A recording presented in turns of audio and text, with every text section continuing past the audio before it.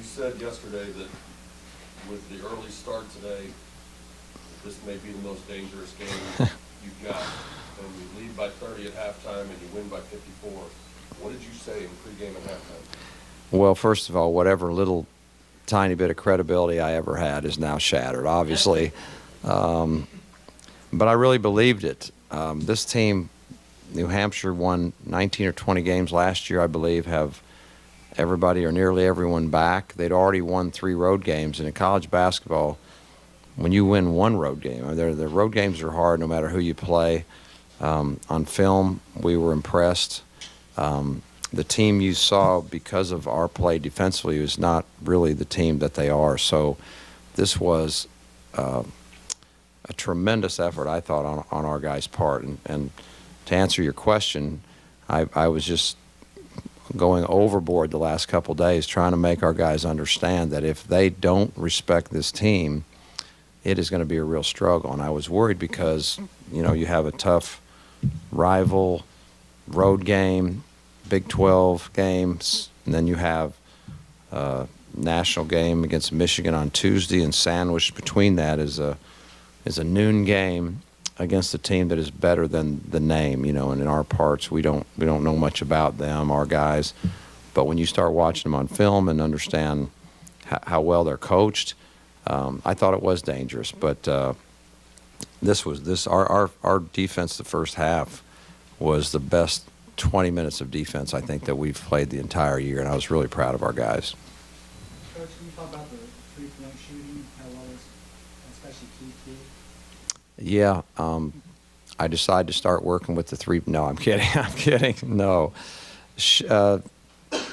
shooting, you know, comes and goes. No one can shoot great every night, but I'll tell you this: it's much more fun to coach. It's much more fun to play, and it's certainly much more fun to watch when guys are shooting the ball. But it's no secret, Keith is an outstanding shooter.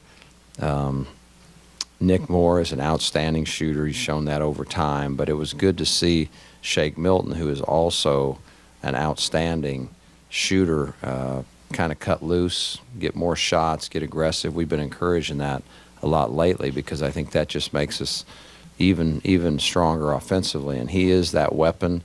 This is no accident. He had 50 in high school once or twice. I mean, he's capable of those kinds of things, and you could see his talent tonight. So I'm excited that he had a breakout game. I know that'll give him confidence.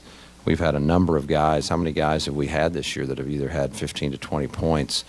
And those are the best kinds of teams because now your opponent can't load up on any one or two guys. So we have a lot of weapons, and when we play unselfishly like we have all year, but again, 23 assists, 33 baskets, guys on the bench. In the first half, every time we'd have a timeout, they're like, you know, let's run something else for Keith. This is the players, you know. I didn't have to.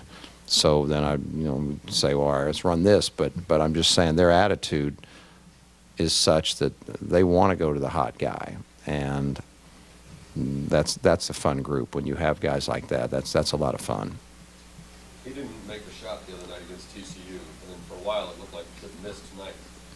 What did you do in between TCU and today? Did you leave him alone and let him sort it out? Did you work with him? No, I'm a believer. One of the worst things you can do is, for me, is make a big thing of a bad shooting night. No great shooter shoots great every night. Curry doesn't shoot great every night. He almost does, but you know, guys that have pride, they're gonna go work on it on their own, and you don't want to start getting all technical. So that's my belief anyway. So I wish I could tell you that I or we did something that was really smart, but no, we just tried to get him ready to play mentally. And I think, and here's another thing I believe in shooting. Maybe I believe this more than anything in the whole world with basketball, that if you want to have a really good shooting night, then put every fiber of your body before the game and your mind into winning the game. Put zero into, boy, I want to score X number of points, or boy, I hope I shoot well. I think every time you do that, you almost guarantee you won't do that. You will not shoot the ball well. But I think when you are cut in to win, the ball seems to just find its way to the net. And that's something honestly, it might be the number one thing I believe in basketball. I experienced it myself, both ways, good and bad. And I've seen it so many times over the years in players. So that was really the only thing we did. Hey, you just worry about playing a great game to win and the ball go in the basket, and it certainly did. With him only taking 4 shots the other night, was he having a hard time getting open? Was he tentative? Combination? Sometimes the game, well, we have a number of weapons, and sometimes the game's coming to you, and sometimes the game's going away from you, and some of it's the coach, sometimes it's just the flow of the game. Part of it the other night was, I just felt like we were trying to get into a driving game and create a lot of fouls, which paid off for us. Other nights, the game goes another way. So I don't blame him in any way for whether he made shots or shot 4 times. We don't want anybody on our team to feel like they're supposed to shoot X number of shots and supposed to score X number of points. I think if we ever get into that, that's going to defeat everything we're trying to stand for, which is we are freely sharing the ball, and the ball will find its way to the open man and the hot hand. And when you have that kind of a mindset, I think you're a better offensive team, and I think you're tougher to prepare for.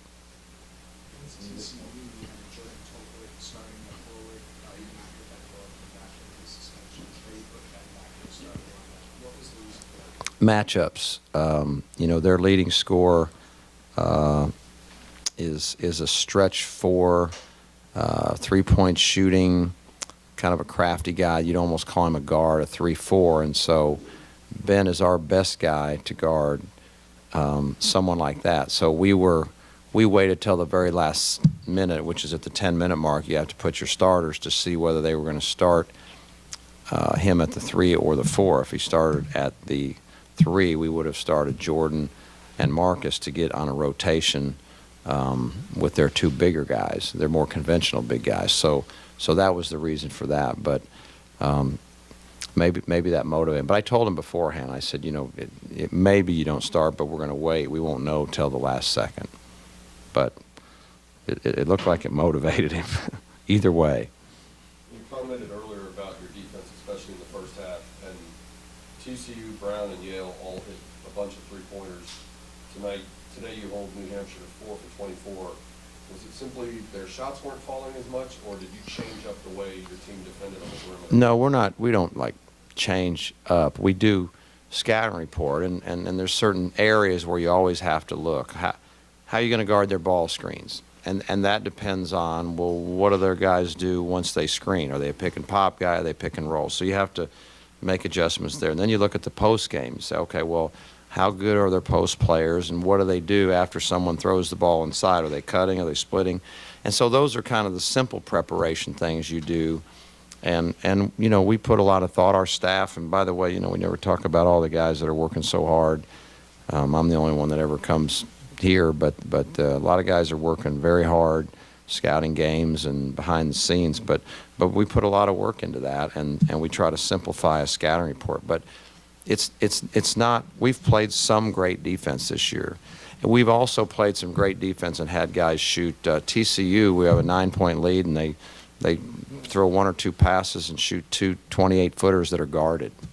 And that's good defense. That's just basketball, and it's going to happen. But tonight, we were more on task for a longer period of time than we have been all year. We were where we were supposed to be with the intensity we were supposed to have and the communication that we needed. It was without question the best defensive effort. And this is something we've been talking about, that we're our best defensively when our back's been against the wall. That's when we've been really good defensively. But we've had some what I would call okay stretches. But tonight looked like the team that we hope will be each and every night, where every possession you got to fight for it, and we are, playing at a high level of intensity and awareness. Anything else? You guys held New Hampshire to 33% shooting inside guard. Look at that spot.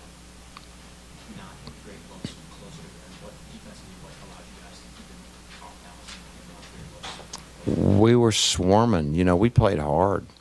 We played really hard, and we always play hard, but we played really, really hard.